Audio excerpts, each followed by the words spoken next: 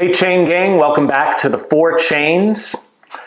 I assume that the overwhelming majority of viewers who are not already subscribers are watching this because their job relies on tips for a decent and important portion of their tips. And that's good. And I hope they are watching this because I have done this for so long. I really feel strongly you can make more money by listening to these tips. But I think that maybe the group that's less likely but could also benefit a lot are general managers of tip-reliant employees, multi-unit operators, area supervisors, regional directors, whatever you want to call it, and like owners and franchisees.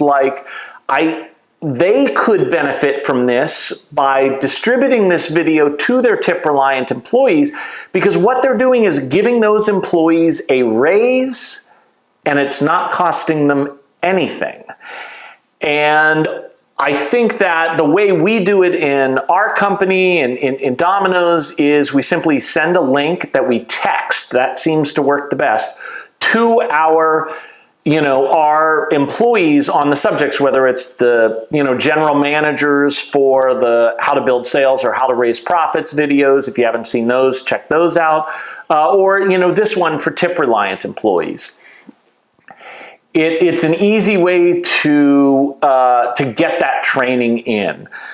I, as a multi-unit operator, I teach new employee orientation class myself. And one of the big reasons why I do it is to communicate this information for a lot of reasons. Number one, what I just said, giving them a raise without it costing me anything, which is going to help with retention. If they're making more money, they're going to stay longer. But also, and if you are in a leadership position that does hiring, you already know this, everybody, unless you're incredibly fortunate or you've been watching our videos and have benefited from them, needs management help. But you have learned that the best way to get managers is not by putting an ad on a hiring site and saying, hey, we want to hire managers.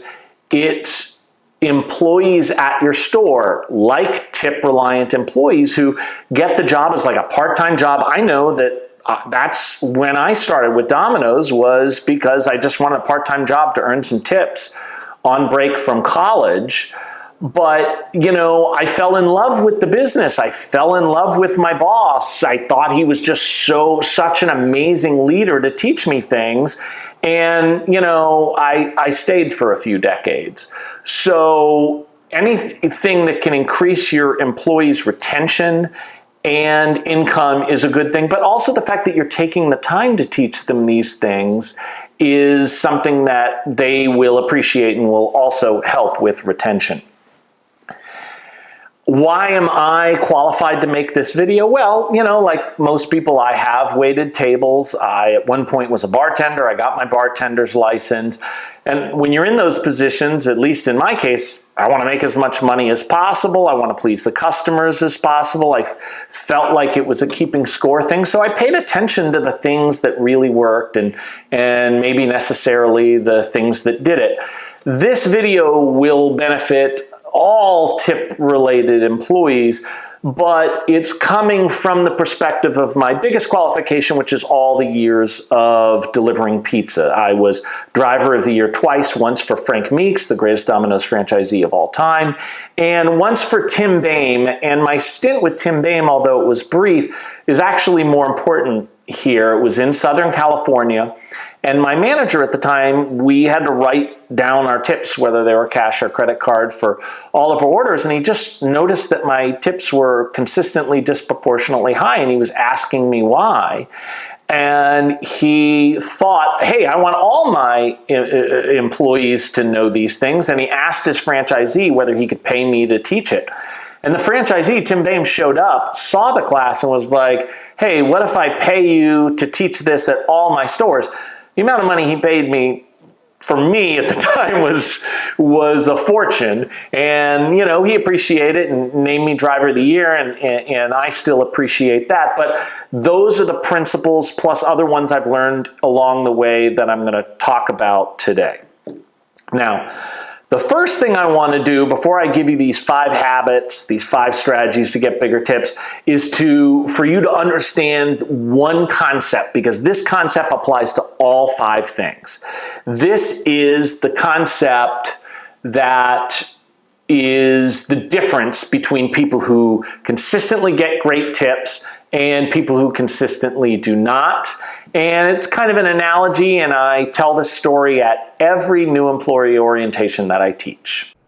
Okay, here's a situation that's probably familiar to all of you. You're hot, you're thirsty, and there's a Coke machine. Oh man, look at all those selections. You pick out what you want, you reach, you grab a couple of dollars, you punch in your numbers into the machine, and then, like magic, some stuff moves around, and in a few seconds, bang, there's your soda. Boy, you're so hot and thirsty, you are not waiting. You're cracking that open right now. Let's see how it is, folks. It's delicious. Man, that is a good product. Fantastic service. Everybody's been there, right? But has anybody been here? You stop. You turn around, and you pull out another dollar. Not to get another soda. One's just fine. You want to express your appreciation for the quality of service that you got today. Well, that's never happened. Why? Well, I don't know. You tell me. What is the difference between the service that you provide, where you do expect tips, and the service that Coke machine provided, where nobody in the history of mankind has ever tipped? The answer: people don't tip machines. These 5 strategies are all about that, showing you're a person. Now let's get to these 5 strategies, these 5 habits. They all relate to that concept I just talked about. You want to be a human being because humans tip humans. Humans don't tip machines. So let's go over them. Number 1, hustle. Hustle. Have a sense of urgency. I would say the biggest difference, and it's pretty obvious to customers, between employees who care and employees who don't, is a sense of urgency. If an employee is lackadaisical, you can tell that. If they have a sense of urgency, you can also tell that, and people will tip you more if you have that sense of urgency. More so, I think that a lot of people, whether they're waiting tables or bartending or delivering, they feel like if the delivery or whatever takes a long time, that their tip will be worse. And that is definitely true. But I will tell you this. Customers are more likely to forgive I don't want to say bad service, but less than speedy service if they can see that you have a sense of urgency about doing your best. People understand, especially during dinner rush and lunch rush, businesses get busy, right? What they don't understand is employees milling around while they're waiting a long time for their food. In Domino's, I know that if I get complaints, people come in and they talk about the carryouts taking a long time, but they always mention the same thing. People were standing around looking at their phones and sitting down, and I was starving and I need to get dinner to my family. Now, you may say to yourself, oh, well, maybe those are drivers that aren't cross-trained and don't know how to do those other things. Yeah, look at my other videos on running profit. Yeah, you're right. Cross-train those drivers. Cross-train them to answer phones, to make the food, to tend the ovens, whatever you have to do. Not only are you going to run better labor, but everybody is going to get better tips because you're going to give better service, and people will see that sense of urgency. There's nothing urgent about looking at your cell phone or scrolling through Instagram, right? And I deliver. One of the main ways I get better tips is I run. I run from my car to the door. Now you may say to yourself, well, most of the time or some of the time or whatever, they don't see you. Yeah, that's true. If they see you, it's gold. It's almost guaranteed to get more money. Even if the tip is already on the credit card, they will add cash. But even if they don't, when they open the door, if you've run, there's a breathing, there's a sense of urgency that people understand that you hustled to their door, and they appreciate it. So if you are a hustling employee to give them service, they will recognize it and your tips will be better. Even if they're not better that time, they'll be better next time. So that's number one. Number two, and I know this is hard for managers to talk to their employees about. It's hard for me to talk about because I know it won't always be received well, but appearance and hygiene.